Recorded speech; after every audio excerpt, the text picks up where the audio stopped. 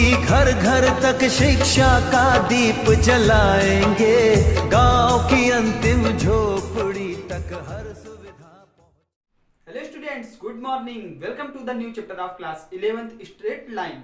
आज हम देखने वाले हैं स्ट्रेट लाइंस। देखिए स्ट्रेट लाइंस क्या होता है, स्ट्रेट लाइन के बेसिक टर्म्स क्या होते हैं, वो सारी चीजें आज हम यहाँ पे कवर अप करेंगे। तो देखते हैं स्ट्रेट लाइन। तो देखिए सबसे पहले हम बात करते हैं, हमने क्लास 10th में जो लाइंस पढ़ी थी या स्ट्रेट लाइंस पढ़ी थी वो हमने ज्योमेट्री में पढ़ी थी कि वहां पर जो एक लाइन होती थी वो हमारी कॉर्ड बनती थी, जीवा बनती थी, एल्टीट्यूड बनती थी या और बहुत सारी चीजें बनती थी। लेकिन यहाँ पर हम क्या करेंगे, उस लाइन की इक्वेशन निकालना सीखेंगे और उससे जुड़े हुए टर्म्स निकालना सीखेंगे।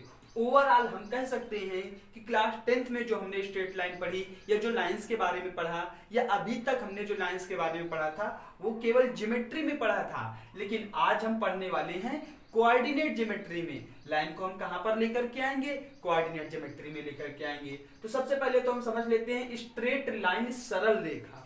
सरल रेखा का मतलब ये होता है कि कोई भी एक ऐसी लाइन जो बिल्कुल स्ट्रेट हो, सीधी हो, मतलब कि जिस पॉइंट से शुरू हो बिल्कुल सीधे रास्ते में चले, कहीं भी वो कर्व ना हो या उस लाइन में कहीं भी कोई बेंडिंग ना हो। जैसे ये लाइन हमारी स्ट्रेट है, ये लाइन स्ट्रेट है, ये लाइन स्ट्रेट है, ये लाइन स्ट्रेट है, ये सारी स्ट्रेट लाइंस हैं। लेकिन अगर मान लो ये लाइन चली कुछ ऐसे हो गई तो ये अब स्ट्रेट लाइन नहीं रही, क्योंकि इसमें कर्व हुआ या बेंडिंग हो गई। तो अब हम बात करने वाले हैं स्ट्रेट लाइंस की। तो सबसे पहले देखते हैं स्ट्रेट लाइन में क्या होता है। तो स्ट्रेट लाइन का जनरल फॉर्म हमें सबसे पहले पता होना चाहिए। General form of straight line. Straight line सरल रेखा का व्यापक रूप या सामान्य रूप क्या होता है। जैसे क्वाड्रेटिक इक्वेशन का सामान्य रूप ax² + bx + c = 0 होता था। हर इक्वेशंस का कोई ना कोई एक सामान्य फॉर्म होता है या जनरल फॉर्म होता है। तो जैसे अगर हम क्लास 10th की ओर मूव करें तो वहां पे हमने एक टॉपिक पढ़ा था लीनियर इक्वेशन इन 2 वेरिएबल। और लीनियर इक्वेशन इन 2 वेरिएबल का जब हम ग्राफ खींचते थे तो एक स्ट्रेट लाइन आता था। हम बताते थे कि सरल रेखा का graph, linear equation in 2 variables का ग्राफ सदैव एक सरल रेखा होता है। तो इसका मतलब क्या हुआ कि जो सरल रेखा का जनरल फॉर्म होगा लीनियर इक्वेशन इन 2 वेरिएबल्स के फॉर्म की तरह होगा। तो हमारा इसका जनरल फॉर्म होता है ax + by + c = 0। तो जनरल फॉर्म क्या होता है, ax + by + c = 0। ये लीनियर इक्वेशन या इन 2 वेरिएबल्स का ही है equation, linear equation in 2 variables की ही इक्वेशन है। तो जनरल फॉर्म हो गया स्ट्रेट लाइन का ax + by + c = 0। तो अब इसके आगे बढ़ते हैं, देखते हैं हम कोऑर्डिनेट ज्योमेट्री में पढ़ रहे हैं तो कोऑर्डिनेट ज्योमेट्री बनाएंगे।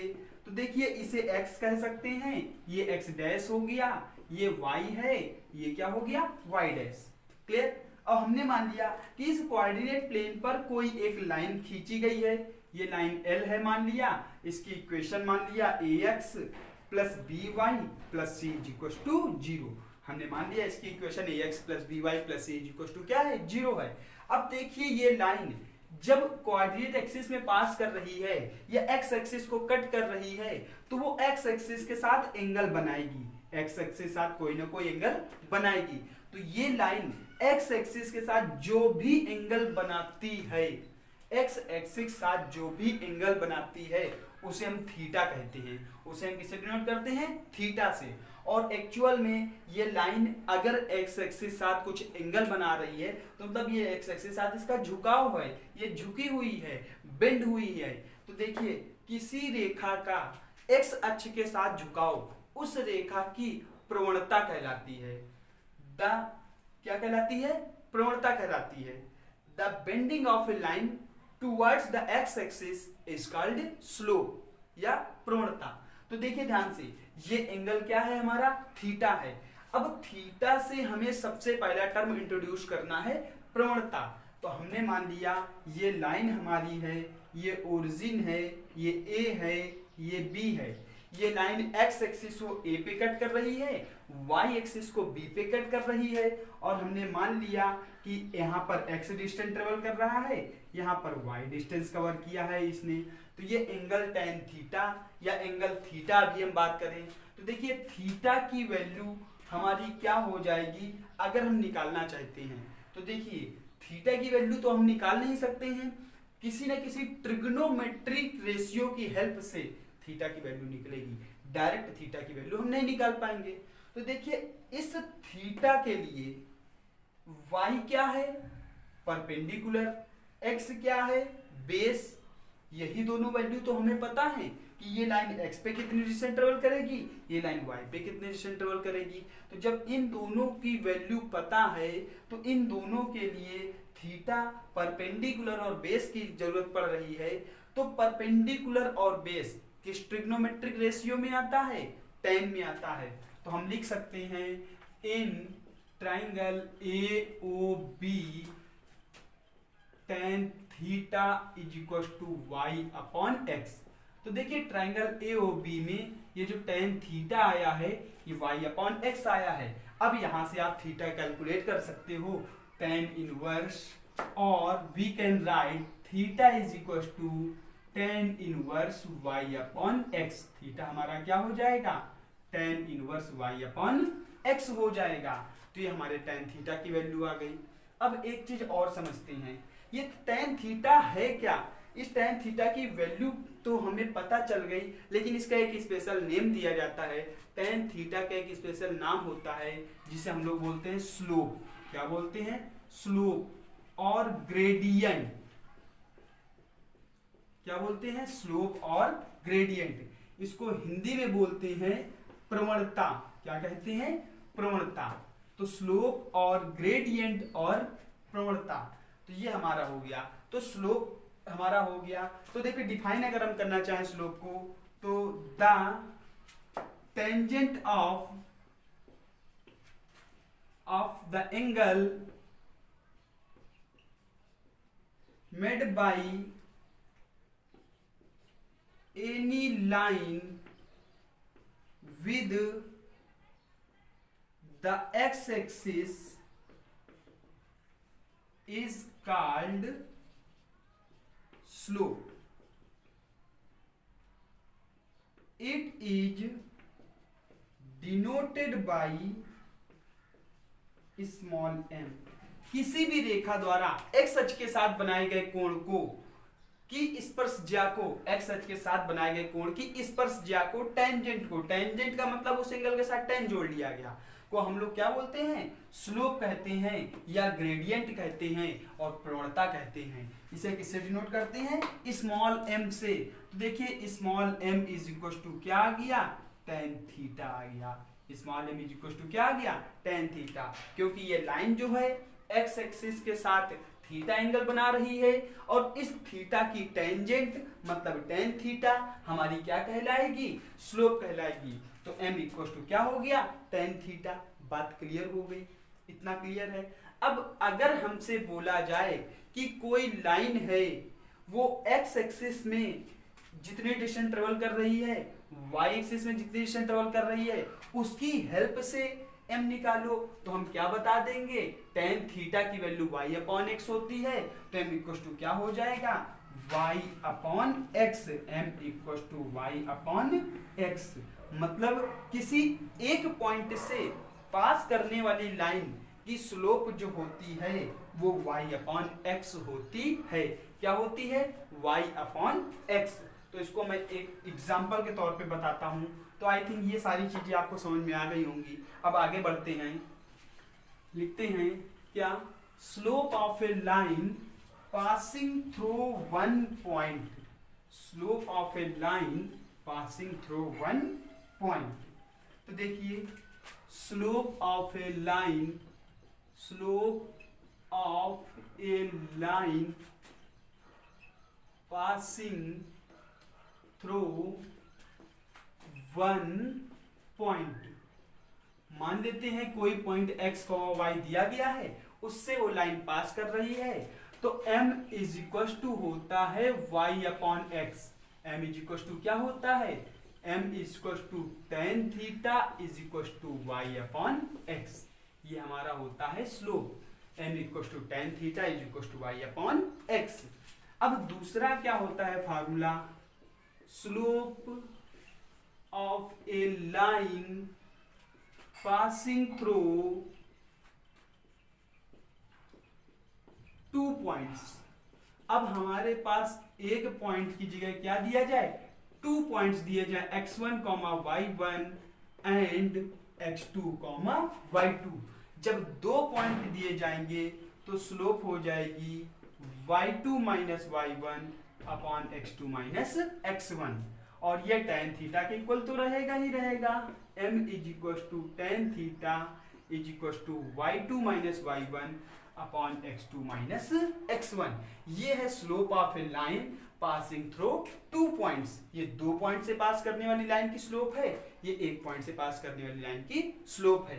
अब एग्जांपल के तौर पर अगर हम करें, हमसे कहे find the slope of a line passing through 2,4 या 2,3। हमसे कहा जाए 2,3 से पास करने वाली लाइन की स्लोप बताओ, तो ये एक पॉइंट से पास कर रही है कि नहीं। तो जब एक पॉइंट से कोई लाइन पास कर रही है तो उसकी slope m is equal to क्या होता है, y अपॉन x। तो y अपॉन x का मतलब क्या हो गया, 3/2। तो m की वैल्यू कितनी आ गई, 3/2 आ गई। बात क्लियर हो गई। तो एक पॉइंट से पास करने वाली लाइन की स्लोप हो गई। अब एक एग्जांपल लेते हैं जिसमें लाइन 2 पॉइंट से पास कर रही हो। कितने पॉइंट से पास कर रही हो, 2 पॉइंट से। तो उसके लिए देखते हैं, हमारा क्वेश्चन है find the slope of a line passing through the points 5,4 and 6,3 and find the angle made by lines with positive direction of x axis. हमसे कह रहा है उस लाइन की स्लोप निकालो जो इन दोनों पॉइंट से पास करती है। तो देखते हैं, तो अगर 2 पॉइंट से पास कर रही है तो दोनों पॉइंट्स को मान लेंगे 5,4 6,3।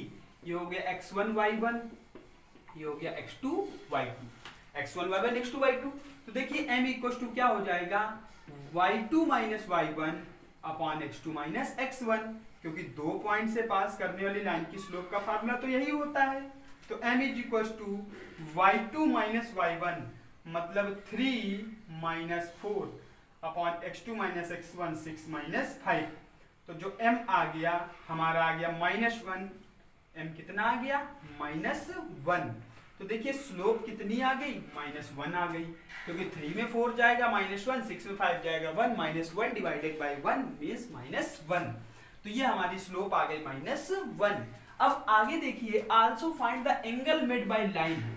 हमें एंगल निकालना है, ये लाइन x एक्सिस की पॉजिटिव डायरेक्शन के साथ जो एंगल बना रही है वो निकालना है। तो अब एंगल निकालने का मतलब हमें ये भी पता होता है कि m is equal to tan theta या tan theta is equal to m। तो tan theta is equal to क्या हो जाएगा, -1। tan theta is equal to tan 135।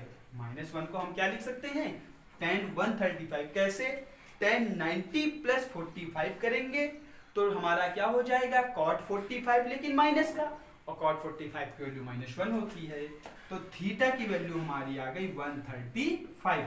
तो ये लाइन x एक्सिस की पॉजिटिव डायरेक्शन से 135 का एंगल बना रही है और इसकी स्लोप कितनी है, -1 है। तो अब इसके बाद हमने स्लोप समझ लिया कि एक पॉइंट से होकर जाने वाली लाइन की स्लोप क्या होती है, y अपॉन x।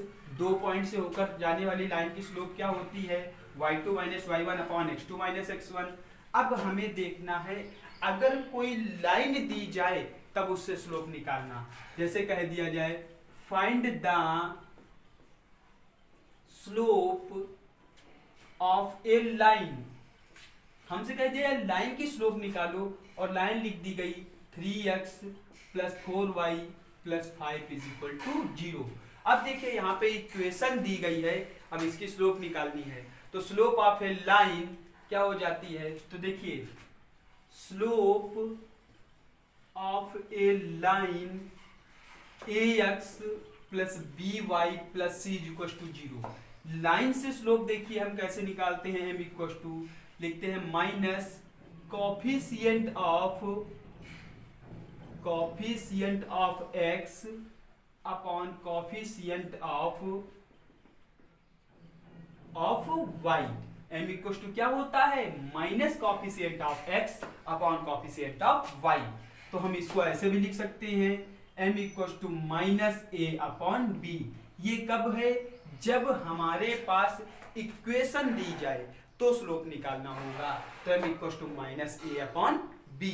तो अब देखिए m equal to minus a की वैल्यू कितनी है, -3 अपॉन बी की वैल्यू कितनी है, 4। तो m इक्वल टू क्या आ गया, -3/4। ये हो गई।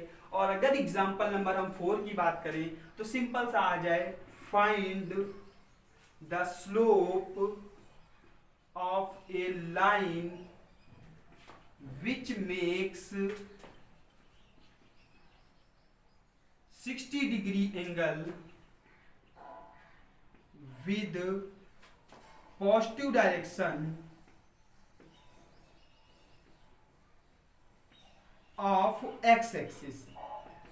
हमसे कह रहा है उस लाइन की स्लोप निकालो जो x एक्सिस की पॉजिटिव डायरेक्शन के साथ 60 डिग्री का एंगल बनाती है। तो मतलब थीटा की वैल्यू 60 है, तो जब थीटा गिवन है तो m इक्वल टू क्या होता है, tan थीटा होता है। तो m इक्वल टू tan 60 हो गया। तो m इक्वल टू क्या हो गया, √3। m इक्वल टू हमारा कितना आ गया, √3 आ गया। तो ये हमारी स्लोप हो गई m इक्वल टू √3। तो देखिए अभी तक हमने स्लोप निकालने के 4 मेथड पढ़े। पहला, जब एंगल दिया गया हो तब स्लोप कैसे निकालते हैं। दूसरा, जब हमारी इक्वेशन दी गई हो तो क्या करते हैं, -a upon b minus coefficient of x upon coefficient of y। और जब एक पॉइंट से पास कर रही हो तो m equal to y upon x, और जब 2 पॉइंट से पास कर रही हो तो m equal to y2 minus y1 upon x2 minus x1। अब हम आगे देखते हैं, कुछ कंडीशंस होती हैं। तो कंडीशंस ऑफ स्लोप, तो हम देखेंगे कंडीशंस ऑफ स्लोप। स्लोप की कंडीशंस में हम सबसे पहले देखते हैं कंडीशन फॉर पैरेललिज्म, मतलब रेखाओं के समांतर होने का प्रतिबंध। अगर 2 रेखाएं आपस में समांतर है तो उनकी स्लोप में क्या रिलेशन हो सकता है। तो सपोज हमने मान लिया कोऑर्डिनेट एक्सिस हो गया, ये हमारा हो गया x एक्सिस, ये y एक्सिस, ये x डैश एक्सिस और ये y डैश एक्सिस। तो सपोज हमने मान लिया एक लाइन ये गई है L1, ये लाइन क्या गई है L1, और ये लाइन गई है L2, क्या गई है L2। तो ये दोनों L1 और L2 लाइन है। तो देखिए ये वाला पॉजिटिव डायरेक्शन के साथ एंगल होता है। अगर x एक्सिस साथ एंगल की बात करें तो हम कोई भी ले सकते हैं, लेकिन पॉजिटिव डायरेक्शन के साथ एंगल की बात करें तो ये एंगल होता है, और ये वाला एंगल इसका हो गया। तो हमने मान लिया ये θ1 है, ये θ2 है। हमेशा याद रखेंगे पॉजिटिव डायरेक्शन के साथ एंगल की बात करेगा तो हम बाहर वाले लेंगे, आउटर लेंगे θ1 और θ2। तो देखिए लिखेंगे, यदि if L1 is parallel to L2, अगर ये L1 लाइन L2 के पैरेलल है, L1 लाइन L2 के पैरेलल है तो θ1 इक्वल टू θ2 हो जाएगा। θ1 equal to θ2 corresponding angle property से, ठीक। तो पहली लाइन की स्लोप क्या होगी, slope of L1, slope of L1, slope of L1 हो जाएगी tan θ1, मतलब m1 की वैल्यू कितनी आ गई, tan θ1। अब लिखो स्लोप ऑफ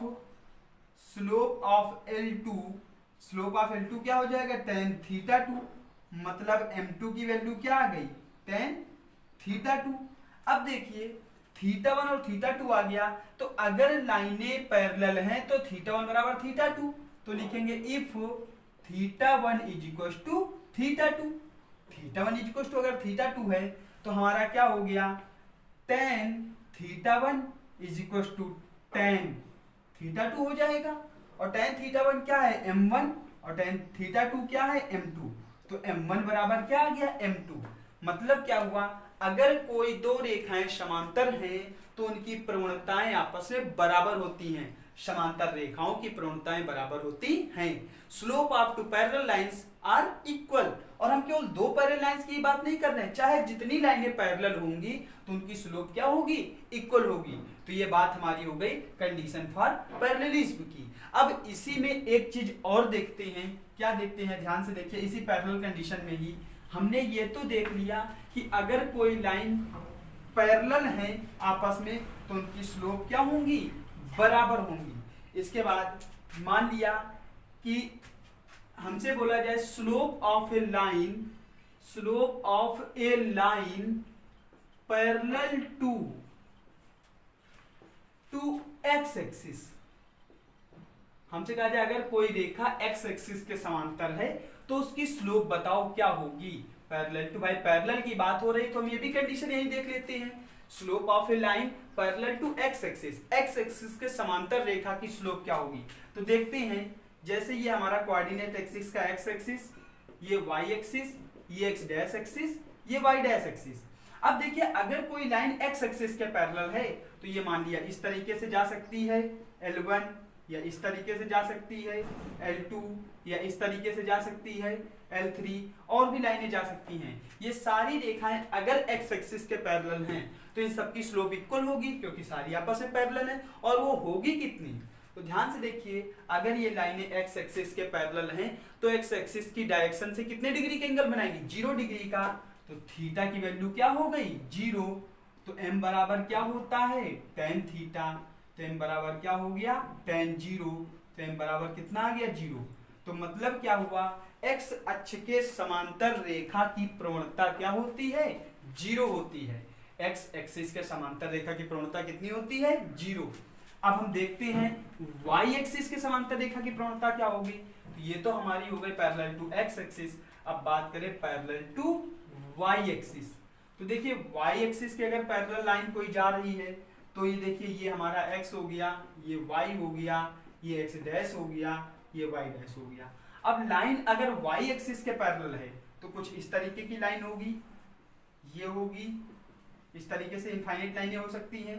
ये सारी लाइनें किसके पैरेलल हैं, y एक्सिस के। सपोज ये L1 है, L2 है, L3 है, L4 है, ये सारी लाइनें y एक्सिस के पैरेलल हैं। और अगर y एक्सिस के पैरेलल तो सारी आपस में भी पैरेलल, और अगर सारी आपस में पैरेलल तो इन सबकी स्लोप बराबर। लेकिन होगी कितनी, तो अगर ये y एक्सिस के पैरेलल हैं तो x एक्सिस से कितने डिग्री का एंगल बनाएंगी, 90 डिग्री का। कितने का बनाएंगी, 90। तो थीटा की वैल्यू क्या हो गई, 90 डिग्री। तो थीटा इक्वल टू 90 आ गया। तो m बराबर क्या हो जाएगा, tan 90। m बराबर हमारा कितना होगा, tan 90। तो m बराबर tan 90 की वैल्यू क्या होती है, इनफाइनाइट। तो y अक्ष के समांतर रेखा की प्रवणता क्या होती है, अनंत होती है। तो ध्यान रखना, x अक्ष के समांतर रेखा की प्रवणता 0 होती है, y अक्ष के समांतर रेखा की प्रवणता इनफाइनाइट या अनंत होती है। तो ये हमारी पैरेलल लाइंस की कंडीशंस थी। अब हम देखते हैं कंडीशंस फॉर परपेंडिकुलर। परपेंडिकुलर की क्या होती हैं, देखिए कंडीशंस फॉर परपेंडिकुलरिटी।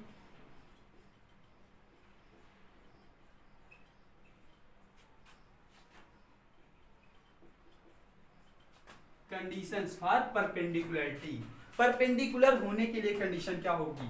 तो देखिए सपोज ये हमारा कोऑर्डिनेट एक्सिस है, ये x एक्सिस, ये y एक्सिस, ये x डैश एक्सिस, ये y डैश एक्सिस। अब हमने मान लिया एक लाइन कोई ये है, ये हमारी x एक्सिस साथ θ1 एंगल बना रही है, और दूसरी लाइन सपोज हमने मान लिया जस्ट इस पर परपेंडिकुलर है, तो हमने मान लिया ये लाइन है, ये लाइन क्या है, इस पर परपेंडिकुलर है। ये लाइन हमारी हो गई L1 और ये लाइन हमारी क्या हो गई, L2। क्या हो गई ये लाइन, L2। अब ये x एक्सिस के साथ θ2 एंगल बना रही है। कितना बना रही है, θ2। और देखिए ये दोनों आपस में क्या हैं, परपेंडिकुलर हैं। क्या है, परपेंडिकुलर। तो अब हमें देखना है इनकी स्लोप में क्या रिलेशन होगा। तो ये जो लाइन L1 है इसकी स्लोप हमने मान लिया m1 है, और ये जो लाइन L2 है इसकी स्लोप हमने क्या मान लिया, m2 है। तो अब देखते हैं ध्यान से क्या है। हमने मान लिया ये जहां पे इंटरसेक्ट कर रही है ये पॉइंट P है, ये पॉइंट A है, ये पॉइंट क्या है, B। तो ये ट्राइंगल PAB बन रहा है। तो एक बात समझिए, इन ट्राइंगल PAB, ध्यान से देखिए, PAB ट्राइंगल में ये θ1 एक्सटीरियर एंगल बनेगा, ये θ2 इंटीरियर एंगल है, और ये दोनों रेखाएं आपस में परपेंडिकुलर हैं। तो इधर का एंगल 90, तो ये भी एंगल 90। तो हम क्या लिख सकते हैं, θ1 = 90 + θ2। ये लिखा जा सकता है कि नहीं, θ1 = 90 + थीटा 2। तो ये जो थीटा 1 की वैल्यू है 90 प्लस थीटा 2 के बराबर हो गई। अब एक चीज और क्या है कि इसकी स्लोप कितनी है, पहली लाइन की m1, तो हम लिख सकते हैं tan theta 1 is equal to m1, और दूसरी लाइन की स्लोप कितनी है tan theta 2 equal to m2, तो हम लिख सकते हैं tan theta 1 is equal to m1, tan theta 2 is equal to m2। अब ये हमने रिलेशन लिया theta 1 is equal to 90 plus theta 2, तो दोनों ओर tan ले लेते हैं, tan theta 1 is equal to tan 90 plus theta 2, तो ये हो गया tan theta 1 is equal to tan 90 plus theta minus का cot theta. tan 90 plus theta क्या होता है, माइनस कॉट थीटा, तो माइनस कॉट थीटा 2, और इसको लिख सकते हैं -1 अपॉन tan थीटा 2, तो हमारा आ गया tan theta 1 is equal to -1 upon tan theta 2। अब अगर हम इसका क्रॉस मल्टीप्लिकेशन करा दें तो tan theta 1 into tan theta 2 is equal to -1, tan theta 1 into tan theta 2 is equal to -1। अब tan थीटा 1 की वैल्यू कितनी है m1, tan थीटा 2 की वैल्यू कितनी है m2, तो m1 इंटू m2 बराबर क्या आ गया -1। तो ये कंडीशन किसके लिए आ गई, परपेंडिकुलर के लिए आ गई।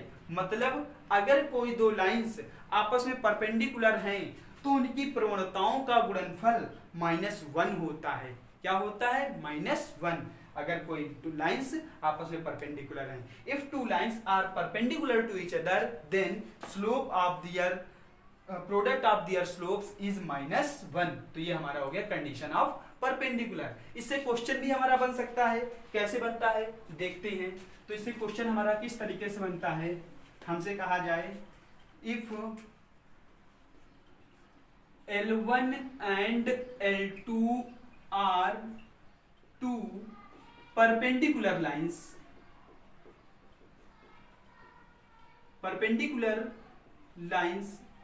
and slope of L1 is 3/4, L1 is 3/4, then find the slope of L2। अगर L1 और L2 दो आपस में परपेंडिकुलर लाइन है तो L1 की स्लोप 3/4 है, तो L2 की निकालो। तो देखिए हमने मान लिया L1 की स्लोप m1 है, slope of L1 is n1, slope of L1 is m1, slope of L2 is m2। तो अगर ये आपस में परपेंडिकुलर हैं तो यहाँ लिख देंगे L1 is perpendicular to L2, तो L1 अगर L2 के परपेंडिकुलर है तो m1 इंटू m2 बराबर -1 हो जाएगा। तो L1 की स्लोप 3/4 दी गई है, मतलब L1 की वैल्यू दी गई है 3/4, तो हमारा क्या हो जाएगा 3/4 into m2 is equal to -1, तो m2 की वैल्यू कितनी आ गई -4/3, तो दूसरी लाइन की स्लोप कितनी आ गई -4/3। तो ये हमारा हो गया परपेंडिकुलर की कंडीशन कि जब दो लाइंस आपस में परपेंडिकुलर होंगी तो उनकी स्लोप का प्रोडक्ट -1 होगा। तो बात क्लियर हो गई। इसके बाद हम दो नोट पॉइंट और देखते हैं क्या है वो नोट पॉइंट, बिल्कुल अच्छी तरीके से समझते हैं। हमसे कहे अगर कोई लाइन ओरिजिन से होकर पास कर रही है तो उसकी स्लोप कितनी होगी, तो slope of a line passing through origin से होकर जाने वाली लाइन की स्लोप। तो ओरिजिन से होकर जाने वाली लाइन की स्लोप का मतलब क्या हो गया, जैसे ये हमारे पास हो गया कोऑर्डिनेट प्लेन, ये क्या हो गया कोऑर्डिनेट प्लेन, ये एक्स एक्सिस, ये वाई एक्सिस, ये एक्स डैश एक्सिस, ये वाई डैश एक्सिस। अब कह रहा है कि ओरिजिन से पास करे, ओरिजिन से पास करने मतलब सपोज ऐसे पास कर रहा है, तो ये लाइन है, इसकी स्लोप कहेगा। तो जो लाइन ओरिजिन से पास करेगी वो कितने डिग्री का एंगल बनाएगी, 45 डिग्री का एंगल बनाएगी। कितने डिग्री का एंगल बनाएगी, 45 डिग्री का एंगल बनाएगी। जो लाइन ओरिजिन से पास होगी 45 डिग्री का एंगल बनाएगी। तो हम लिख सकते हैं थीटा इस केस में कितना आया 45, तो m बराबर क्या हो गया tan थीटा, m बराबर क्या हो गया tan 45, तो m बराबर हमारा क्या आ गया 1, स्लोप कितनी आ गई 1। तो जो लाइन ओरिजिन से पास करती है उसकी स्लोप कितनी होती है 1 होती है। तो ये सारे पॉइंट हैं, कंसेप्ट्स हैं, इनको आप याद रखेंगे। तो ओरिजिन से पास करने वाली लाइन की स्लोप कितनी होती है 1। अब एक केस और है, slope of a line which cuts the equal intercept on axis. Slope of a line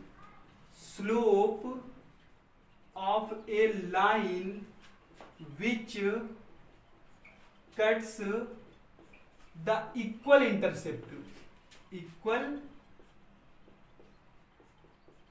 मतलब उस रेखा की प्रवणता जो बराबर अंतःखंड काटती है अक्षों से। अक्षों से कैसे अंतःखंड काटती? बराबर। तो देखिए जब अक्षों से बराबर इंटरसेप्ट का मतलब होता है अंतःखंड। हमने मान लिया ये x एक्सिस है, ये y एक्सिस है, ये x डैश एक्सिस है, ये y डैश एक्सिस है। कोई लाइन ये ऐसे पास कर रही है, ठीक है। ये लाइन x एक्सिस पर a इंटरसेप्ट कर रही है और y एक्सिस पर b इंटरसेप्ट कट कर रही है। तो बोला जाए इसकी स्लोप क्या होगी, लेकिन यहाँ पे बोला गया slope of a line which cuts the equal intercept. Equal intercept कि इंटरसेप्ट आपस में इक्वल कट करें। तो अगर इक्वल इंटरसेप्ट कट करेंगे तो a की वैल्यू किसके बराबर हो गई b के। तो a और b आपस में बराबर हो गए। अब ध्यान से समझिए, अगर a और b आपस में बराबर हो गए तो ये जो हमारा ट्राइंगल है ये आइसोसेलेस ट्राइंगल बन गया। मतलब ये साइड इसके बराबर है तो ये वाला एंगल भी इसके बराबर हो गया। और अगर ये एंगल बराबर हो गया तो ये थीटा है तो ये भी थीटा होगा। अब देखिए ये तो 90 है, theta plus 90 is equal to 180। तो इस केस में जब हम वैल्यू निकालेंगे theta plus 90 is equal to 180, यहाँ से सॉल्व करेंगे तो थीटा 45 आ गया। थीटा कितना आया 45। और अगर थीटा 45 आ गया तो स्लोप क्या आ गई m equal to tan theta, m equal to tan 45। तो m इक्वल टू कितना आ जाएगा 1। स्लोप कितनी आ गई हमारी 1 आ गई। बात क्लियर हो गई। तो ये हमारी हो गई slope of a line which cuts equal intercept. तो जब कोई लाइन इक्वल इंटरसेप्ट कट करेगी तो उनकी स्लोप कितनी होगी 1 होगी। इसके बाद आगे बढ़ते हैं। अब हम देखते हैं एंगल बिटवीन टू लाइंस। क्या देखेंगे? Angle between two lines. तो अब देखते हैं एंगल बिटवीन टू लाइंस। तो एंगल बिटवीन टू लाइंस के लिए हमने मान लिया कि कोई एक कोऑर्डिनेट प्लेन है जिसमें ये x एक्सिस है, ये y एक्सिस है, ये x डैश एक्सिस है, ये y डैश एक्सिस है। हमने मान लिया कि कोई एक लाइन ये इस तरीके से जा रही है। ये लाइन क्या है L1, ये लाइन हमारी क्या है और दूसरी लाइन हमने मान लिया कुछ इस तरीके से जा रही है। ये लाइन हमने मान लिया L1 है और ये लाइन क्या मान लिया L2 है। अब देखिए ये वाली लाइन जो L1 है वो x एक्सिस के साथ कितने डिग्री का एंगल बना रही है? हमने मान लिया थीटा 1 बना रही है। और ये वाली लाइन कितने डिग्री का एंगल बना रही है? मान लिया एंगल थीटा 2 बना रही है। तो ये एंगल थीटा 1 हो गया, एंगल थीटा 2 हो गया। अब देखिए इन दोनों लाइंस के बीच का हमें एंगल निकालना है। इन दोनों लाइंस के बीच का एंगल निकालना है। और हमने मान लिया कि थीटा 1 और थीटा 2 ये दोनों लाइनें जो है L1 L2, L1 की स्लोप कितनी हो गई? तो यहाँ लिख लो स्लोप ऑफ, यहाँ लिख देते हैं स्लोप ऑफ L1। हमने मान लिया स्लोप ऑफ L1 की slope m1 is equal to हो गया tan theta 1। Slope of L2 की स्लोप m2 इक्वल टू हो गया tan थीटा 2। तो जो L1 की स्लोप है वो हमारी हो गई m1 equal to tan theta 1 और जो L2 की स्लोप है वो m2 equal to tan theta 2। अब देखिए हमने मान लिया इन दोनों के बीच का एंगल कितना है? थीटा है। तो ये वाला एंगल कितना हो जाएगा? अल्फा। अब हमें इन्हीं थीटा और अल्फा की वैल्यू निकालनी है। भाई ये दोनों ही तो एंगल्स हैं इन दोनों लाइंस के बीच का। भाई ये थीटा है तो इसके सामने के एंगल ये थीटा हो जाएगा, ये अल्फा है तो इसके सामने के एंगल ये अल्फा हो जाएगा। तो हमें थीटा और अल्फा निकालना है। तो देखिए हमें अब ये पता है, अगर ये हम पॉइंट P मान ले, ये पॉइंट A मान ले, ये पॉइंट B मान ले, तो in triangle APB, triangle APB में आप देखिए क्या हो जाएगा, एक्सटेरियर एंगल प्रॉपर्टी से जो थीटा 2 है वो थीटा 1 प्लस थीटा के बराबर होगा। एक्सटेरियर एंगल प्रॉपर्टी से जो थीटा 2 है वो थीटा 1 प्लस थीटा के बराबर होगा। अब इन दोनों के बीच का एंगल क्या है? थीटा। तो अगर हम थीटा की वैल्यू निकाल लें तो क्या हो जाएगा, थीटा 2 माइनस थीटा 1। अब दोनों ओर हम tan ले लें तो tan theta equal to tan theta 2 minus theta 1।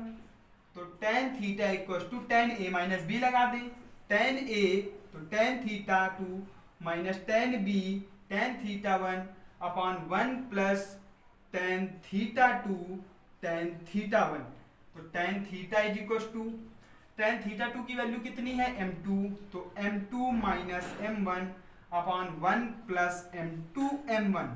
तो इसको हम लिख सकते हैं tan theta is equal to m2 minus m1 upon 1 plus m1 m2। तो ये हमारी tan थीटा 2 की वैल्यू आ गई। tan theta equal to m2 minus m1 upon 1 plus m1 m2 आ गया। तो इन दोनों बीच के एंगल हमारा थीटा मिल गया। लेकिन अब अगर मान लो हम ये अल्फा भी निकालना चाहते हैं तो देखिए अल्फा हमारा क्या होगा, तो हमारा हो जाएगा theta plus alpha is equal to 180। Theta plus alpha क्या है, 180। एक स्ट्रेट लाइन बना रहे हैं तो यहाँ से थीटा की वैल्यू क्या निकाल लें, 180 माइनस अल्फा। थीटा की वैल्यू हम क्या लिख सकते हैं, 180 माइनस अल्फा। तो देखिए अगर हम थीटा की वैल्यू 180 माइनस अल्फा रख सकते हैं तो हमारा एंगल और क्या निकल के आएगा, तो देखिए tan थीटा की जगह लिख देंगे tan 180 minus alpha is equal to m2 minus m1 upon 1 plus m1 m2। तो बात समझिए tan 180 माइनस थीटा क्या होता है, माइनस tan थीटा। तो ये हो जाएगा minus tan alpha is equal to m2 minus m1 upon 1 plus m1 m2। तो माइनस tan अल्फा, या हम tan अल्फा की बात कर लें, minus m2 minus m1 upon 1 plus m1 m2। तो tan अल्फा की वैल्यू आ गई। तो आप देखिए tan थीटा और tan अल्फा ये जो लाइंस के बीच के एंगल्स थे ये हमने निकाल दिया। क्या निकाला, ध्यान से देखते हैं।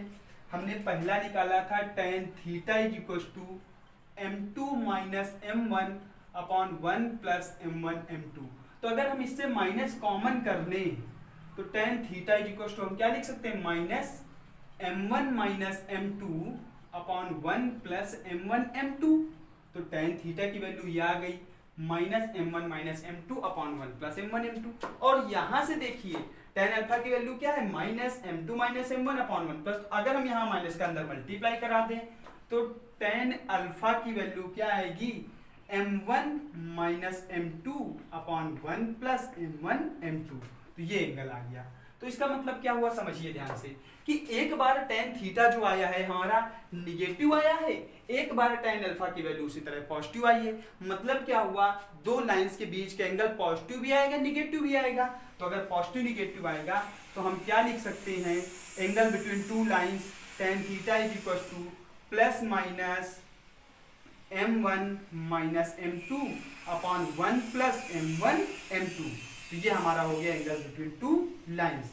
अब इसको हम और भी लिख सकते हैं, किस तरीके से लिख सकते हैं, देखिए इसको हम मॉड के फॉर्म में लिख सकते हैं। क्यों, क्योंकि हम हमेशा पॉजिटिव डायरेक्शन का एंगल लेते हैं। तो अगर हम पॉजिटिव डायरेक्शन का एंगल लेंगे तो हम क्या कह सकते हैं, देखिए अगर हम पॉजिटिव डायरेक्शन का एंगल लेंगे तो tan theta is equal to modulus लगा सकते हैं m1 minus m2 upon 1 plus m1 m2। भाई प्लस माइनस दोनों आ सकता है, लेकिन हम पॉजिटिव एंगल लेते हैं तो मॉडुलस लगा लेते हैं। तो अगर निगेटिव भी होगा तो उसको हम पॉजिटिव कर देंगे, या फिर हम tan थीटा लिखें या tan अल्फा लिखें, बात एक ही है। तो tan अल्फा बराबर क्या हो गया, m1 minus m2 upon 1 plus m1 m2। तो ये दो लाइंस के बीच का एंगल हो गया। एक एग्जांपल कर लेते हैं। तो हमसे कहेगा find the angle between the lines 3x minus 2y plus 5 equal to 0 and 4x minus 3y plus 7 equal to 0। ये दो लाइंस हैं, इनके बीच का एंगल निकालना है। तो पहले तो हम निकालेंगे slope of L1, slope of line 3x minus 2y plus 5 equal to 0। तो इस लाइन की स्लोप m1 बराबर कितना आएगा, माइनस x अपॉन y, तो माइनस 3 अपॉन माइनस 2। तो आंसर आ गया 3/2। और m2 कितना आएगा, दूसरी लाइन की स्लोप निकालें तो -x/y, तो -4/-3, तो हम क्या लिख सकते हैं 4/3। तो m1 m2 आ गया। देखिए m1 m2 दोनों लाइंस की हमने स्लोप निकाल ली। अब इनके बीच के एंगल tan अल्फा बराबर क्या होगा, mod of m1 minus m2 upon 1 plus m1 m2। तो ये देखिए tan alpha is equal to mod of m1 की वैल्यू कितनी है 3/2 माइनस m2 की वैल्यू कितनी है 4/3 अपॉन 1 प्लस 3/2 इंटू 4/3। देखिए क्या आ जाएगा, tan alpha is equal to, LCM ले लेते 3 और 2 का एलसीएम 6 आएगा, तो 2 3 जा 6 मतलब 9, 3 2 जा 6 मतलब 8 अपॉन यहाँ से 6 एलसीएम ले लेते हैं तो 6 प्लस 4 3 जा 12। ये कैलकुलेशन है, 6 6 cancel, tan alpha is equal to 9 में 8 गया 1 अपॉन 12 और 6 18, 1/18। tan अल्फा कितना आ गया 1/18। अब 1/18 वैल्यू किसकी होती है हमें नहीं पता है, तो अल्फा इज इक्वल टू हम क्या लिख देंगे tan इनवर्स 1/18। तो दोनों लाइंस के बीच का जो एक्यूट एंगल होगा, पॉजिटिव एंगल होगा, वो हमारा कितना हो गया tan इनवर्स 1/18 हो गया। तो ये हमारा दो लाइंस के बीच का एंगल आ गया। बात क्लियर हो गई। अब एक चीज और समझनी है कि अगर tan अल्फा पॉजिटिव आएगा तो हमारा अल्फा एक्यूट होगा। कैसा होगा, एक्यूट मतलब 90 से कम होगा। और अगर tan अल्फा निगेटिव आएगा तो हमारा एंगल कौन सा होगा, ऑब्ट्यूज होगा, मतलब 90 से ज्यादा होगा। हमने मॉड क्यों लगाया है कि हम हमेशा एक्यूट एंगल निकालेंगे, पॉजिटिव एंगल निकालेंगे, तो ये हमारा एक्यूट एंगल निकल आया। तो इस प्रकार हमने देखा कि दो लाइंस के बीच का एंगल कैसे निकालते हैं। तो देखिए आज के क्लास में हमने देखा कि लाइंस क्या होती है और उनकी स्लोप का पूरा इंफॉर्मेशन देखी कि स्लोप क्या होती है, कितने प्रकार से निकाली जा सकती है और उनके बीच का एंगल क्या हो सकता है, पैरेलल की कंडीशन क्या हो सकती है, परपेंडिकुलर की कंडीशन क्या हो सकती है। और मैंने 4 इंपॉर्टेंट पॉइंट बताए, उनको आप हमेशा याद रखेंगे। क्या है, एक्स एक्सिस के पैरेलल लाइन की स्लोप क्या होती है, 0 होती है। y एक्सिस के पैरेलल लाइन की स्लोप इनफाइनाइट होती है। और जो लाइन ओरिजिन से जाती है उसकी स्लोप 1 होती है। जो लाइन इक्वल इंटरसेप्ट कट करती है उसकी स्लोप भी 1 होती है। और परपेंडिकुलर लाइंस की स्लोप का प्रोडक्ट -1 होता है। पैरेलल लाइंस की स्लोप 1 होती बराबर होती है। तो ये सारे पॉइंट्स हमने यहाँ पे कवर अप किया। बाकी अब नेक्स्ट वीडियो में हम देखेंगे इक्वेशन ऑफ लाइंस, लाइन की इक्वेशन निकालना। अलग अलग तरीके से लाइंस की इक्वेशन निकाली जा सकती हैं, तो सारा हम नेक्स्ट वीडियो में कवर करेंगे। तो मिलते हैं नेक्स्ट वीडियो में।